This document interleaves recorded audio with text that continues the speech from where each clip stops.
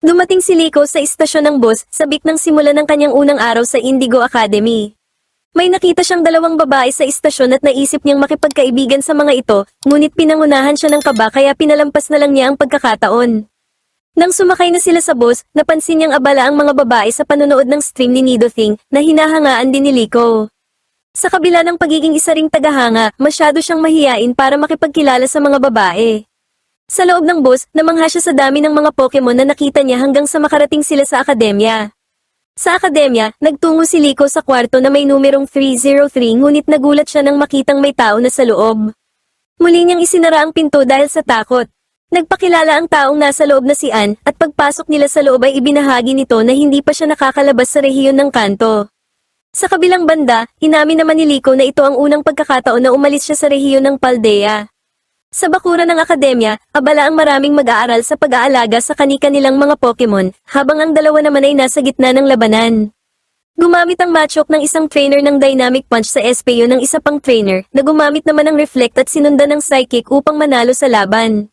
Nasasabik si Ann para sa entrance ceremony dahil pagkatapos nun ay bibigyan na sila ng kanilang magiging kaparehang Pokemon, na ikinatakot naman ni Liko dahil hindi siya sigurado kung ano ang kanyang makukuha, matapos niyang kabahan ng husto sa kanyang online interview sa mga empleyado ng akademya. Isang Charmander ang bumati sa dalawa, na binuhat naman kaagad ng trainer nito. Kinagabihan, isinulat ni Liko ang kanyang mga karanasan bago matulog. Kinabukasan, matapos ang seremonya at ang mga klase, kumuha na ang mga bagong mag-aaral ng kani-kanilang kaparehang Pokemon. Nakuha ni Ann si Oshawott, habang si Sprigatito naman ang nakuha ni Liko. Naakit si Liko sa kakyutan ni Sprigatito, ngunit kinalmot siya nito at naglakad palayo, kaya hinabol niya ito. Habang ginagawa ito, nahulog siya sa railing ng rooftop, ngunit sa kabutihang palad ay bumagsak silang dalawa sa isang Snorlax na nakahiga sa ibaba bago muling umalis si Sprigatito. Nahihirapan si Liko na makipagbanding kay Sprigatito ngunit umaasa siyang mauunawaan din niya ito sa hinaharap. Nang sumunod na araw, nagkaroon ng Pokemon battle sina Ann at Liko, bagamat hindi ito natapos, matapos sumugod ni Sprigatito ng walang utos ni Liko at matamaan ng water gun ni Oshawott. Kinagabihan, patagong lumabas sina Liko at Sprigatito upang magsanay sa paggamit ng Leaf Age, ngunit walang magandang resulta, kaya muli na lang silang bumalik ng palihim sa dorm. Habang isinusulat ni Liko ang mga nangyari sa maghapon at tinitingnan ng isang kakaibang palawit, ginulat siya ni Ann at tinanong kung ano iyon. Sinabi sa kanya ni Liko na bigay ng kanyang lola ang palawit, bagamat hindi niya ito isinusuot dahil pakiramdam niya ay masyado pa siyang bata para gawin iyon. Nagpasya si Liko na pag-aralan si Sprigatito upang mas maintindihan ito. Ilang araw ang lumipas, dumating ang isang grupo ng mga tao sa akademya upang hanapin si Liko sa hindi malamang dahilan, bagamat hindi nila siya agad nahanap. Nagkaroon ng maikling bakasyon ng akademya at sinamantala ito ni Ann upang bisitahin ang kanyang pamilya, habang nagpasya naman si Liko na manatili muna sa akademya. Isa pang tao ang dumating sa akademya at hinanap si Liko sa isang manggagawa, na sinasabing mayroon siyang nakasulat na pahintulot. Dumating si Liko at nagpakilala ang lalaki bilang mensahero ng kanyang lola, sabay abot sa kanya ng isang liham. Agad na naalarma si Sprigatito sa lalaki nang kunin ni Liko ang liham at umalis. Agad na nagduda sina Liko at Sprigatito sa intensyon ng lalaki, na sinundan pala siya at kumatok sa pinto, na gumulat sa kanya. Nagpasya si Liko na pumuslit palabas ng papasok na ang lalaki, na nainis naman ng sobra at agad na nag-utos sa kanyang mga kasama na bantayan ang paligid. Habang sinusubukang pumuslit ni Liko at Sprigatito sa bubong, nakita siya ng babaeng kasamahan ng lalaki at hinabol siya, hanggang sa makasalubong niya ang isa sa mga ito na may kasamang Rhydon. Iniutos ni Liko ang Leaf Age, na ginamit naman ni Sprigatito, ngunit walang naging epekto. Tumawa ang lalaki at sinabing hinding-hindi sila mananalo gamit ang ganoong kahinang atake, na naging dahilan upang mapagtanto ni Liko na hindi niya kailangang manalo. Muli siyang nag-utos ng Leaf Age, na tumama sa mga mata ng Rhydon.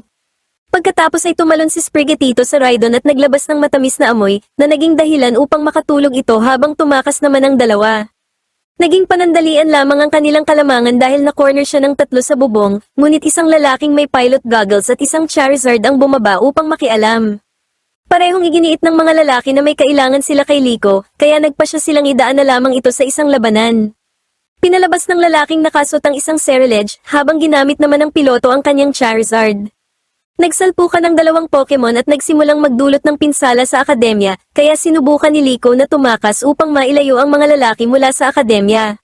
Gumamit ang Ceruledge ng Psycho Cut at aksidenteng nailihis ito ng Charizard patungo kina Liko, ngunit bago pa man ito tumama, isang kakaibang shield ang bumalat kay Liko at kay Sprigatito. Idinilat ni Liko at Sprigatito ang kanilang mga mata at nakakita ng isang misteryosong Pokemon sa kanilang harapan na biglang bumalik sa anyo nitong pendant. Nagawa itong kunin ni Liko bago sila mahulog ni Sprigatito at buti na lang ay sinalo sila ng lalaking may goggles sa pamamagitan ng Charizard nito. Sa dami ng mga hindi kapani-paniwalang bagay na nangyari sa kanya sa buong magdamag, naramdaman ni Liko na may isang bagong kabanata sa kanyang buhay ang nagsimula.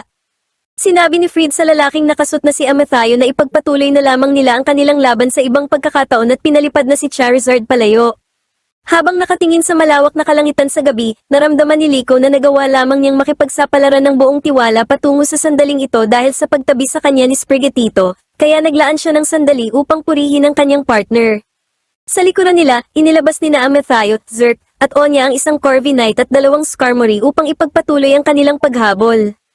Nang mawala na ang kanyang pananabik, nagsimulang mataranta si Liko dahil sa dami ng mga hindi maipaliwanag na pangyayari sa kanya, kabilang na ang pagligtas sa kanya ng isang lalaking hindi man lang niya kilala. Sinubukan niyang makiusap sa lalaki na ibaba na siya nito, ngunit napansin niyang papalapit na sila sa isang napakalaking airship na tinatawag na Brave Olivine. Isang istrukturang parang battle arena na tinatawag na wing deck ang nabuo sa likuran ng airship upang makalapag si Charizard.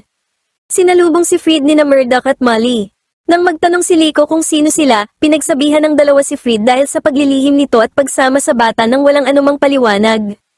Nilapitan din sila ng isang Fuecoco at isang Pomi na nakilala ni Liko bilang mga Pokemon mula sa kanyang sariling rehiyon ng Paldea. Ipinaliwanag ni Murdock na ang mga Pokemon na ito ay kusang sumama sa kanilang mga paglalakbay, kasama ang iba pang grupo ng mga Pokemon mula sa iba't ibang rehiyon. Nang makita niyang komportable ang mga Pokemon sa paligid ng mga taong ito, naisip ni Liko na siguro ay hindi sila masasamang tao. Sandali siyang nabighani sa kakyutan ni Sprigatito na nakikipaglaro sa ibang Pokemon, ngunit mabilis niyang ibinalik ang kanyang sarili sa katinoan dahil wala pa rin siyang alam sa mga nangyayari. Gayunpaman, bago pa man siya makapagtanong, nalaman ni Fried na ang 3 tao kanina ay hinahabol pa rin sila, habang ipinaalam naman ni Molly na nakadetect si Orla ng isang malaking bagyo sa kanilang dadaanan.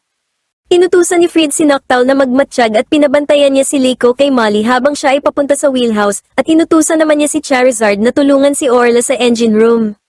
Bago pa man makababa sina Liko at Molly, nawala ng kuryente na naging dahilan ng pagtigil ng elevator. Sakto namang nagbigay ng babala si Noctowl na papalapit na ang mga humahabol sa kanila. Gamit ang isang telescope, nakilala ni Molly ang grupo bilang ang kilabot na explorers. Sa wheelhouse, pinalitan ni Fried sa pagtimon ng kapitan ng airship na si Captain Pikachu at nagdesisyong idiretso sila sa paparating na bagyo sa pag-asang matakasan ang mga humahabol sa kanila. Ngunit hindi sumuko si Amathayo at inutusan ng mga explorers na gamitin ang airship bilang pananggalang sa malakas na hangin. Hindi nagtagal ay nakarating na ang mga explorers sa wing deck na hindi maitupi ni Molly dahil sa blackout, kaya lumabas siya upang subukang itupi ito ng mano-mano at iniwan si Liko para bantayan ang mga Pokemon. Iniwan naman ni Fried ang manibela kay Murdock at lumabas na rin kasama si Captain Pikachu at dinaanan nila si Charizard mula sa engine room para kunin. Sa kasamaang palad para kay Molly, hindi niya nagawang itupi ang wing deck bago pa man mawasak ng mga explorers ang harang nito. Sa sobrang kaba, nagsimulang maramdaman ni Liko na para bang siya ang pangunahing tauhan sa kwentong ito. Nang tingnan niya ang mga natatakot na Pokemon, nakaramdam siya ng matinding guilt dahil nadamay ang mga ito sa gulo, lahat ng ito ay dahil lang sa pendant na ibinigay sa kanya ng kanyang lola. Pumasok ang mga explorers sa airship at nahanap si Liko. Tinanong siya ni Amathayo kung bakit siya tumakas, kung talaga bang sigurado siya na mapagkakatiwalaan niya ang mga nagligtas sa kanya, at kung bakit biglang nagliwanag ang kanyang pendant. Sinabi ni Liko na kahit hindi niya alam ang sagot sa alinman sa mga katanungang iyon, nakakasiguro siyang hindi niya pwedeng pagkatiwalaan ng mga explorers. Sumugod si Sprigatito sa kanila, ngunit madali itong napigilan ni Onya. Inutusan sila ni Liko na pakawalan si Sprigatito, handang isuko ang kanyang sarili kapalit ng pag-iwan nila sa mga Pokemon ng tahimik. Sumang-ayon si Amathayo dito dahil naiisip niyang bahagi rin si Liko ng sikreto ng pendant, kaya kukunin nila si Liko kasama ng pendant. Gayunpaman, pagdating nila sa wing deck, biglang bumulusok pababa si Fried kasama si Charizard na nangangakong poprotektahan sina Liko at Sprigatito. Formal na nagpakilala sina Fried at Amathayo sa isa't isa, kung saan ipinakilala ni Fried ang kanyang sarili bilang leader ng Rising Volt Tacklers. Hindi payag si Fried na makuha ng explorers si Liko, kaya pumayag siya na ituloy nila ni Amathayo ang laban nila kanina. Subalit sa pagkakataong ito, imbes na si Charizard, pinili niyang gamitin si Captain Pikachu laban sa Ceruledge ni Amathayo, kaya inakala ni Amathayo na minamaliit siya ni Fried.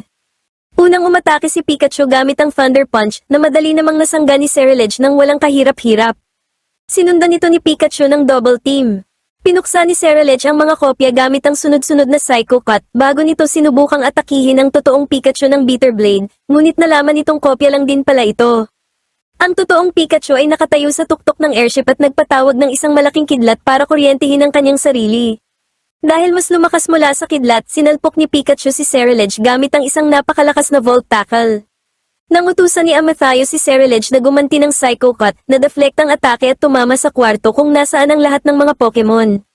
Dahil ayaw na ni Liko na may masaktan pa, sinigawan niya sila na itigil na ang laban at pinahiwatig na susuko na lamang siya. Sigurado si Liko na ganoon din ang nararamdaman ni Sprigatito hanggang sa biglang tumalo ng Grass Cat Pokemon mula sa kanyang mga bisig at umungal sa kanya ng may determinasyon. Nang makita ang pagtanggi ng kanyang partner na sumuko, napagtanto ni Liko na niloloko lang niya ang kanyang sarili, at buong tapang siyang humarap kay Amathayo. Gamit ang lahat ng lakas ng loob na maiipon niya, inutusan niya si Sprigatito na gumamit ng Leafage. Sumabog ang atake mula kay Sprigatito nang may napakatinding lakas na labis na ikinagulat ni Nafrid at Amathayo, habang naramdaman naman ni Liko ang saya na sa wakas ay matagumpay siyang nakagamit ng tamang atake kasama ang kanyang partner. Ngunit sinira rin ng atake ang harang na nakapalibot sa wing deck na naging dahilan para pumasok ang napakalakas na hangin ng bagyo.